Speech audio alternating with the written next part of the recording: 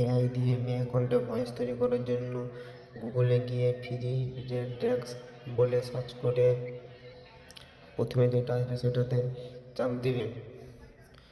তো ওখানে চাপ দেওয়ার পর আপনি কি বলতে চান সেটা এখানে বাংলায় লিখবেন। আমি আগে থেকে কপি করে পেস্ট করে দিলাম। এখানে ইন্ডিয়া বাংলা বলে লেখা থাকবে, বাংলা ইন্ডিয়া।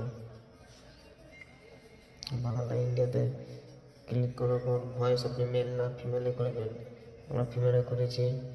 আর স্পিকিং স্পিডের নিচে পিচটা 0.70 করবেন। তারপর কনভার্ট টু MP3-তে ক্লিক করে তারপর সার্চিং হবে।